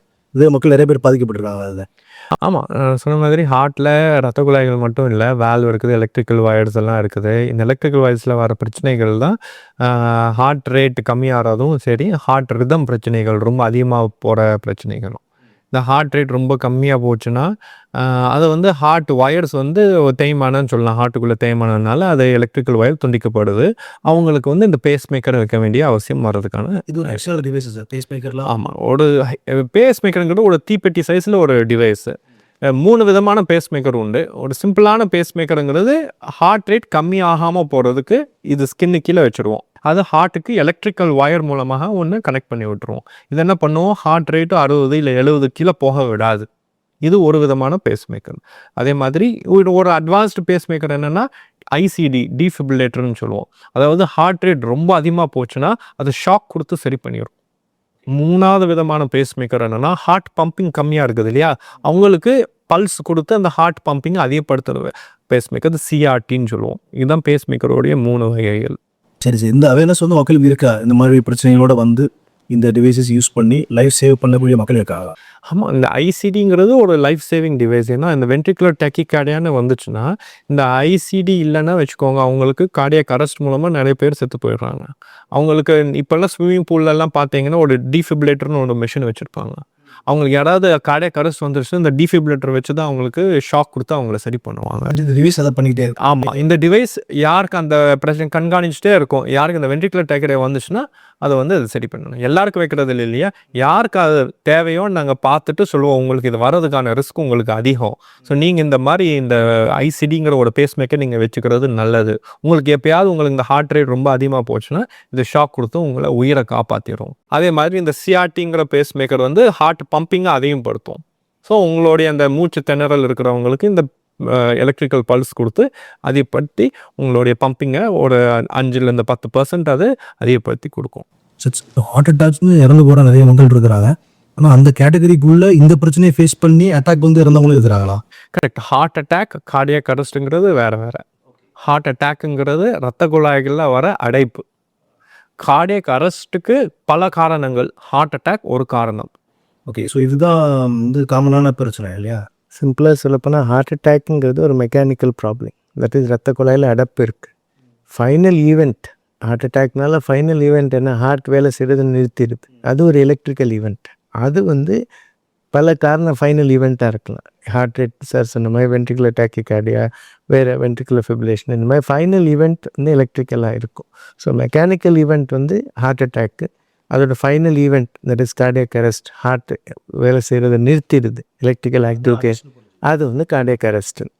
கார்டியாக் டெவலப்மெண்ட்டில் மேஜராக பார்த்திங்கன்னா லாஸ்ட் 10 to 20 இயர்ஸில் ஸ்ட்ரக்சரல் ஹார்ட் டிசீஸ்ன்னு சொல்கிறோம். தட் இஸ் இதயத்தில் ஏதாவது பிரச்சனை இருக்குது. ஃபார் எக்ஸாம்பிள் இதயத்தில் ஓட்டை இருக்குது, ராங் கனெக்ஷன்ஸ் இருக்குது, அந்த மாதிரி இருக்குது. ஸோ குழந்தைங்களுக்கு வர பிரச்சனைகள் அது எல்லாத்தையும் ஒரு லாஸ்ட்டு 30-40 வருஷத்தில் நிறையா பேருக்கு சர்ஜரி இல்லாமல் டிவைஸ் க்ளோஷர், அது எங்கள் பாஷையில் சிம்பிள் பாஷையில் சொல்லப்போனால் பட்டன் க்ளோஷர். தட் இஸ் இதயத்தில் ஓட்டை இருக்குது, அந்த மாதிரி இந்த 2 சேம்பருக்கு நடுவில் ஓட்டை இருக்குன்னா அதை வந்து நம்ம பட்டன் கையில் வச்சு அது வந்து பட்டன் மூலமாக ஏஎஸ்டின்னு சொல்லுவோம். ஃபார் எக்ஸாம்பிள் இதயத்தோட மேலே ரைட் அண்ட் லெஃப்ட் ஏற்றத்துக்கு நடுவில் ஓட்டை இருக்குன்னா அதை வந்து டிவைஸ் பண்ணி க்ளோஸ் பண்ணுறது 1967 டெவலப் ஆகி 1994 இந்தியாவில் பண்ணுறோம். இப்போ ஆல்மோஸ்ட் 90% பேருக்கு சர்ஜரி இல்லாமல் க்ளோஸ் பண்ணுறோம். அதே மாதிரி வென்ட்ரிகுலர் செப்டல் டிஃபெக்ட், இந்த செவரில் வந்து ஓட்டை இருக்குது அப்படின்னாலும் அதை க்ளோஸ் பண்ண டெக்னாலஜி இருக்குது.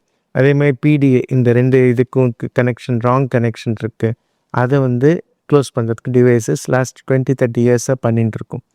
லாஸ்ட் 15 இயர்ஸாக என்ன டெவலப்மெண்ட் வந்திருக்குன்னா அயோட்டிக் வால், இதயத்தோட மெயின் வால் அது சுருங்கி போயிடுது ஓல்ட் ஏஜில். அப்படி இருக்கிறச்ச அவங்களுக்கு சர்ஜரி பண்ணுறது தான் ஒரே ஒரு ஆல்டர்னேட்டிவாக இருந்தது. 1999 ஃபஸ்ட்டு பண்ணாங்க. 2009 இன்றைக்கி வரைக்கும் பார்த்திங்கன்னா 3 மில்லியன் பேருக்கு இதை வந்து சர்ஜரி இல்லாமல் இந்த மாதிரி வால் ரிப்ளேஸ்மெண்ட் அதை வந்து டெவலப் ஆகிருக்கு. இன்றைக்கி கார்டியாலஜியில் இது ஒரு ஃபீல்டு வேர் மேக்ஸிமம் டெவலப்மெண்ட் நடந்துட்டுருக்கு. அதே மாதிரி ஃப்யூச்சரில் மைட்ரல் வாலுக்குமே சர்ஜரி இல்லாமல் பண்ணுற டிவைசஸ், ட்ரைகஸ்பிட் வாலுக்கும் சர்ஜரி இல்லாமல் பண்ணுற டிவைசஸ் டெவலப் ஆகி வரும். ஸோ ஃப்யூச்சரில் பார்த்திங்கன்னா ஹார்ட்டில் இருக்க என்ன ஸ்ட்ரக்சரல் ப்ராப்ளம், வால் பிரச்சனை, லீக்கேஜ், சுருக்கம், ஓட்டை இருக்குது, ராங் கனெக்ஷன் எல்லாமே சர்ஜரி இல்லாமல் சரி பண்ணுற வாய்ப்பு வரும்.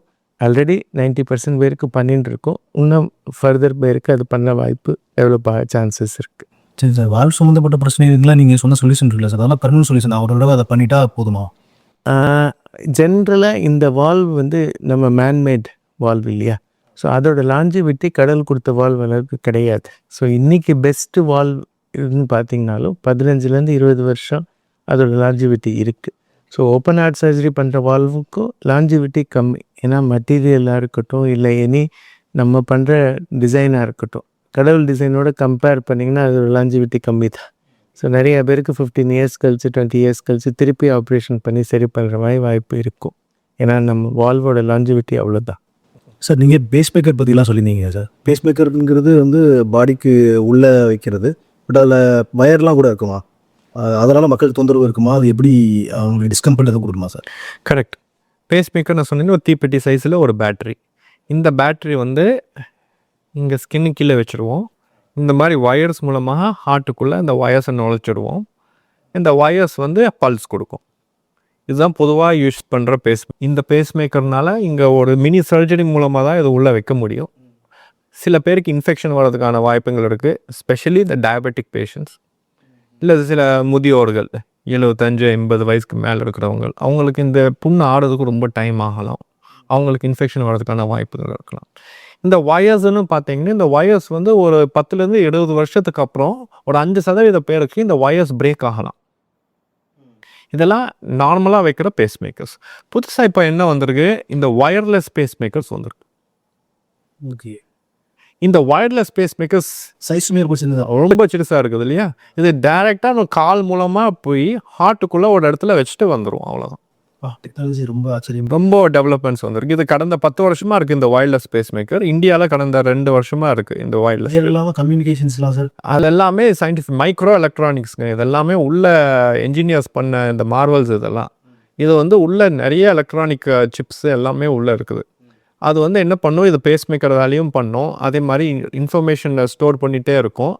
இது ஒரு வெளியில் இருக்கிற ஒரு டிவைஸ் மூலமாக உள்ளே என்ன நடந்திருக்குன்னு இது தெரிஞ்சுக்கலாம். எஸ், இதுதான் இப்போ வந்திருக்கிறது இந்த வயர்லெஸ் அல்லது லீட்லெஸ் பேஸ் மேக்கர்ஸ்னு சொல்கிறது. Okay sir, thank you so much. நிறைய இன்ஃபர்மேஷன்ஸ் உங்கள்கிட்ட இருந்து கற்றுட்டே இருக்கிறேன். நம்ம இந்த வீடியோ க்ளோஸ் பண்ணுறதுக்கு முன்னாடி நம்ம வீடியோ பார்த்துட்டு இருக்கக்கூடிய மக்களுக்கு, குறிப்பாக யங்கர் ஜென்ரேஷன் பீப்புளுக்கு, இளம் வயது மக்களுக்கு வந்து நிறைய அவேர்னஸ் இல்லாமல் இருக்கிறாங்க. ஸோ ஹார்ட் ரிலேட்டட் பிரச்சனைகளுக்குள்ளே அவங்க போகாமல் இருக்கிறதற்கு நீங்கள் அவங்களுக்கு ஒரு கூடிய அட்வைஸ் என்ன சார்? என்னோடய ஜென்ரேஷனுக்கு வந்து ஸ்மோக்கிங் தான் பெரிய வில்லன்னு சொன்னாங்க. இப்போ வந்து சிட்டிங் இஸ் த நியூ ஸ்மோக்கிங்கிறாங்க. தட் இஸ் உட்காந்துட்டே இருக்கோம், நம்ம ஆக்டிவிட்டி பண்ணாமல் இருக்குது. நெக்ஸ்ட் ஜென்ரேஷனுக்கு scrolling is the new smoking சொல்லுவோம். அதனால் எங்களுக்கு சொன்னது smoking bad, sitting bad, scrolling worst. So அப்படி நம்ம ஃப்யூச்சரில் நம்ம சோஷியல் மீடியா மேலே அடிக்ஷனோ இதையும் கம்மி பண்ணி லைஃப் ஸ்டைல் சேஞ்சஸ் பண்ணால் ஹார்ட் டிசீஸை தடுக்க முடியும். அண்ட் கண்டிப்பாக longer life span and quality of life நம்மளால் அச்சீவ் பண்ண முடியும். ஏன்னா இன்றைக்கி சயின்டிஃபிக் ப்ரோக்ரஸ் ரொம்ப நல்லா இருக்குது. என்னோடய ஃபோர்ஃபாதர்ஸ்க்கு இல்லாத இன்றைக்கி டெக்னாலஜி நம்மக்கிட்ட இருக்குது. நம்ம இந்த 3 வில்லன்ஸையும் சரி பண்ணிட்டாலே நம்ம வாழ்க்கை சமூகமாக இருக்க வாய்ப்பு உண்டு. இந்த எல்லா ஹார்ட் ரிலேட்டட் பிரச்சனைகள் பார்த்தீங்கன்னா, இந்த 80% பிரச்சனை எல்லாம் lifestyle related problem. Diabetes ரிவர்சல்னு சொல்கிறாங்க இல்லையா, அது என்னது, டயபெட்டிஸ் சரியாகிறதுனா அப்படியே மேஜிக்காக சரியாகிறது கிடையாது. நீங்கள் உடம்பு குறைச்சால், அப்புறம் வந்து ஸ்லீப்பை கரெக்ட் பண்ணால், எக்ஸசைசஸ் எல்லாம் பண்ணால், அப்புறம் வந்து சுகரை கண்ட்ரோல் கொண்டு வரது தான் இந்த மாதிரி டயபெட்டிக் ரிவர்சல். ஸோ இந்த மாதிரியான ஹார்ட் ரிலேட்டட் பிரச்சனைகள் லைஃப் ஸ்டைல் சேஞ்சஸ் பண்ணி இதை கண்ட்ரோல் கொண்டு வந்துடலாம். உங்கள் 2 பேருக்கும் ரொம்ப ரொம்ப நன்றி சார். இப்போ ரொம்ப நல்ல தெளிவான விளக்கம் கொடுத்தீங்க, மக்களுக்கு புரிகிற மாதிரி. நான் வந்து இந்த இன்டர்வியூவில் ரொம்ப நேரம் பேசிகிட்டு இருந்தால் கூட எனக்கு அந்த டைம் போனதே தெரியல. அவ்வளோ இன்ஃபர்மேஷன் வந்து கலெக்ட் பண்ணிக்கிட்டேன். நம்ம திரும்பவும் நிறையா சந்திக்கலாம், நிறைய பேசலாம், மக்களுக்கு தேவை நிறைய இன்ஃபர்மேஷன்ஸ் கொடுக்கலாம். இந்த இன்டர்வியூக்கு உங்கள் டைம் ஒதுக்கி இங்கே வந்ததுக்கு ரொம்ப நன்றி.